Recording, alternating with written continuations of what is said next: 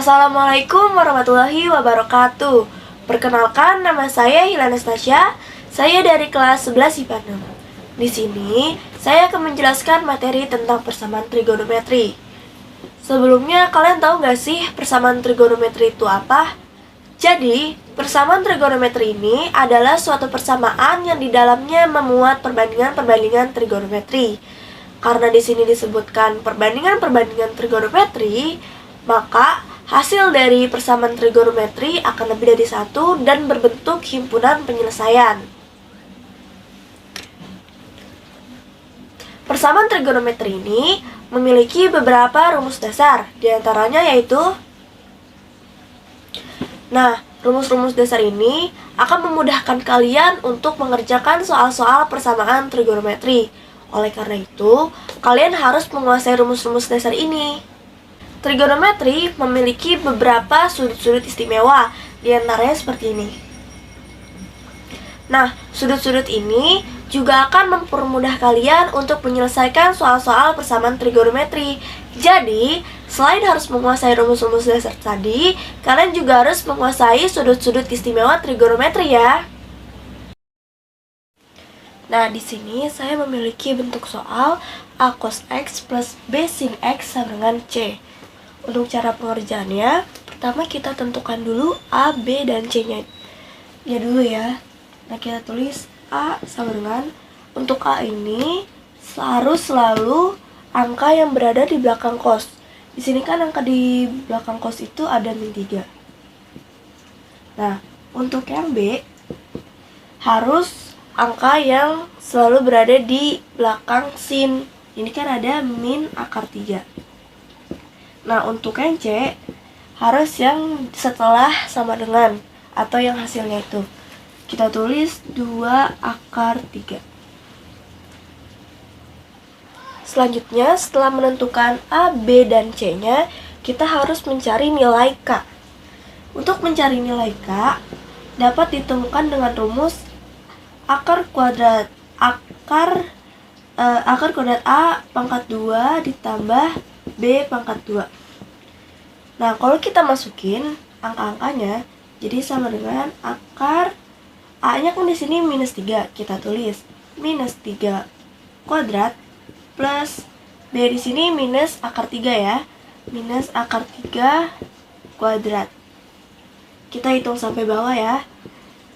Minus 3 pangkat 2 itu 9 ditambah minus akar 3 pangkat 2 itu kan akar 9. Akar 9 itu kalau di bentuk biasain kan jadinya 3, karena 3 pangkat 2 itu 9 kan.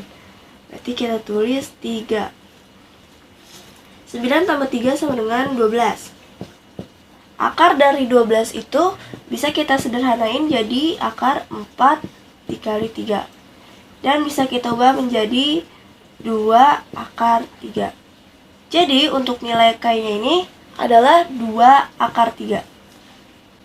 Setelah menemukan K, selanjutnya kita harus mencari tan theta. Untuk mencari tan theta, rumusnya itu B per A. Kita masukkan nilainya. Min akar 3 per min 3. Karena ini pembilang dan penyebutnya sama-sama minus, bisa kita coret ya. Maka hasilnya akan 1/3 akar 3. 1/3 akar 3 ini berapa tan ya? 1/3 akar 3 ini adalah tan 30. Dari mana tan 30? Dari sudut istimewa di trigonometri, teman-teman. Selanjutnya kita akan mencari nilai tan 1/3 akar 3. 1/3 akar 3 ini kita harus tahu nih berada di kuadran berapa. Gimana cara nentuinnya? Kita lihat dari soalnya. Di sini kan nilai cos harus min dan nilai sin juga harus min. Kuadran berapa yang nilai cos dan sinnya itu minus? Untuk menentukan kuadrannya, kan kita harus mengetahui nih kuadran mana yang cosnya itu min dan sinnya juga min. Kita lihat di sini. Di kuadran 1, untuk semuanya itu nilainya positif. Untuk kuadran 2, yang positif itu sin dan kosek. Berarti untuk ini bukan di kuadran 2 ya, karena sinnya itu plus. Terus di kuadran 3, yang positifnya itu tan dan kotan. Nah, ini bisa nih karena cos dan sinnya itu nilainya negatif. Sedangkan untuk kuadran 4, nilai positifnya itu cos dan sekan. Nah, di sini kan cosnya positif, berarti bukan kuadran 4. Berarti kita akan memakai kuadran 3. Nah, sebelah sini ya, teman-teman. Nah, untuk kuadran 3, apa sih rumusnya? Untuk kuadran 3, rumusnya ini ya. 180 plus alfa. Lanjut lagi di soal utama. Seperti yang tadi sudah diketahui, rumus di kuadran 3 itu 180 plus alfa. Kita masukkan nilainya. 180 plus alfanya dari mana? Dari sini ya teman-teman. Berarti plus 30. Dari sini. 180 plus 30 sama dengan 210. Jadi ini ya nilai tan 1/3 akar 3-nya atau tan tetanya.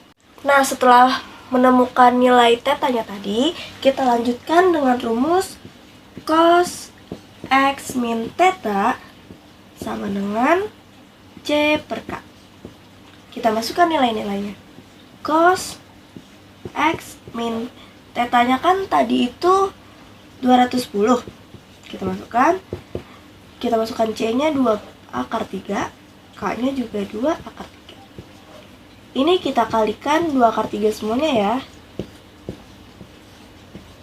agar penyebutnya tidak ada akarnya.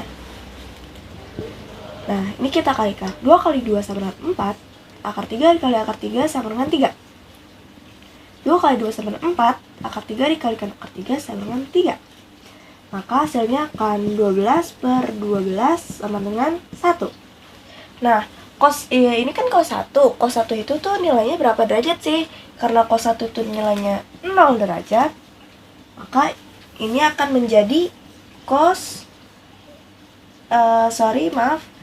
maka akan menjadi cos x min 210 sama dengan cos 0 derajat. Ini kita coret, maka hasilnya akan jadi seperti ini. Nah, hasil yang tadi yang x min 210 sama dengan 0 kita masukkan ke rumus dasar yang cos ya teman-teman. Nah, rumus dasar yang cos itu yang pertama ada x sama dengan alfa tambah k dikali 360. Kita masukkan ya. X min 210 sama dengan alfanya itu 0 ditambah k dikali 360. Ini kita pindah ruaskan ya. Jadi X sama dengan 0 ditambah 210 itu hasilnya 210 ya. Ditambah k dikali 360. Kalau sudah seperti ini, kita ganti k-nya dengan bilangan asal seperti kita ganti dengan bilangan asal. Mau berapapun itu, mau minus juga boleh, mau 0 boleh, mau 1 ke atas juga boleh, asalkan tidak kurang dari 0 dan tidak lebih dari 360. Kita coba dengan k sama dengan 0, akan menjadi x sama dengan 210. Kalau k diganti 0 akan menjadi 0 dikali 360. 0 dikali 360 hasilnya 0. Maka hasilnya 210. Ini termasuk ya teman-teman, karena tidak kurang dari 0 dan tidak lebih dari 360. Selanjutnya kita coba k sama dengan 1. Maka akan menjadi x sama dengan 210 ditambah 1 dikali 360 hasilnya 360. Nah, ini hasilnya akan kelebihan dari 360 ya. Maka hasilnya jadi 570. Ini tidak termasuk himpunan penyelesaian karena lebih dari 360. Kita lanjut ke rumus cos yang kedua. Rumus cos yang kedua yaitu x sama dengan min alfa ditambah k K dikali 360. Kita masukkan lagi ya teman-teman. X min 210 sama dengan min alfa. Karena alfanya 0, jadi kita tetap tulis 0 ditambah K dikali 360. Ini kita pindah ruaskan. Jadi 0 ditambah 210. Hasilnya 210 ditambah K dikali 360. Selanjutnya kita ganti K dengan bilangan asal. Kita ganti K menjadi 0. Sama dengan X sama dengan 210 ditambah 0 sama dengan 210. Ini termasuk. K sama dengan 1 akan menjadi X sama dengan 210 ditambah 360 sama dengan 570. Ini tidak termasuk ya teman-teman karena melebihi 360. Nah, berhubung tadi nilai hasil dari rumus pertama dan kedua sama, yaitu sama-sama 210, maka kita menulis hasil HP-nya itu dengan 210 saja ya teman-teman. Jadi HP dari soal ini hasilnya 210. Sebelum kita lanjut ke soal berikutnya, untuk soal yang seperti ini memiliki rumus tersendiri ya, yaitu identitas trigonometri yang seperti ini. Bisa kalian lihat, rumusnya ada 7, dan rumus ini harus kalian kuasai agar bisa menyelesaikan soal-soal seperti ini ya teman-teman. Jika menemukan soal yang seperti ini, langkah pertama kalian harus memastikan angka yang berada di setelah sama dengan ini harus 0. Maka yang sebelah sini kita pindahkan ke sini ya teman-teman. Menjadi 2 sekan 2x min 1 min cos 2x sama dengan 0. Jika sudah 0 seperti ini, maka kita ganti sekan 2x ini menjadi rumus yang sudah saya berikan tadi. Menjadi 2, 1 per cos 2x min 1 min cos 2x sama dengan 0. Kenapa menjadi cos 2x sedangkan di rumus tadi cos x? Karena di sininya kan sekan 2x, sedangkan yang di rumus tadi sekan x. Kita sesuaiin aja ya sama yang ada di soalnya. Selanjutnya setelah ini kita kalikan dulu. Menjadi 2 cos 2x minus 1 minus cos 2x 0. Nah, untuk menghilangkan cos 2x yang berada di penyebut ini, kita harus mengali duakan semuanya. Bukan mengali dua ya teman-teman, maksudnya dikalikan cos 2x. Jadi seperti ini. Jika sudah dikalikan, maka akan menjadi ini dicoret menjadi 2 min 1 dikali cos 2x menjadi 2 menjadi cos 2x minus cos 2x dikali cos 2x sama dengan cos 2x kuadrat sama dengan 0. Nah, setelah bertemu seperti ini, untuk memudahkan kita mengerjakan soal, maka yang ada kuadratnya ini nilainya harus positif. Bagaimana supaya bisa jadi positif? Kita kalikan semuanya dengan negatif. Maka akan menjadi minus 2 plus cos 2x plus cos 2x kuadrat sama dengan 0. Nah, kalau sudah jadi seperti ini, kita pastikan yang ada kuadratnya ini di depan, yang ada cosnya ini di tengah, dan yang angka biasa di paling terakhir.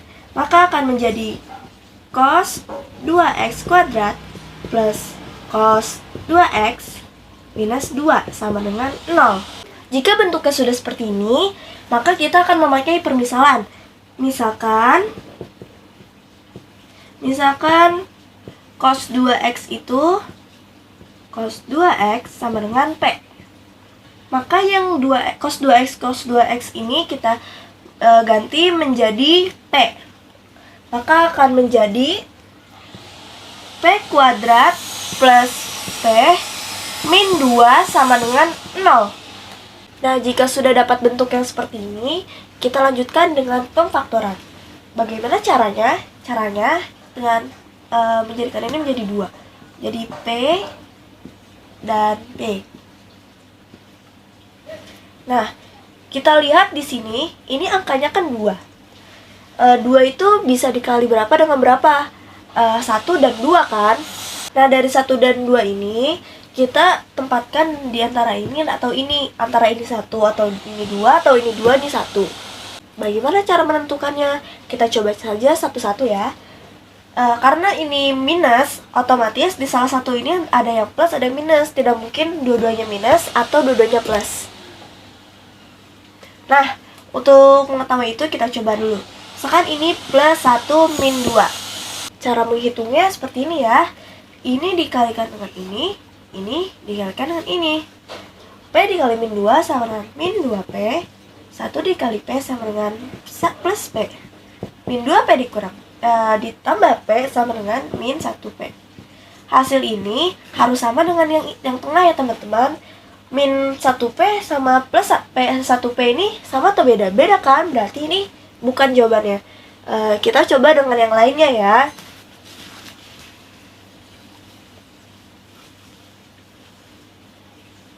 Kita coba dengan P plus 2, P min 1. Kita coba. P dikali min 1 sama dengan minus P. 2 dikali P sama dengan plus 2P. Sama dengan min P ditambah 2P sama dengan plus P. Wah, sama nih. Ini sama ini sama. Berarti jawaban ini hasilnya benar.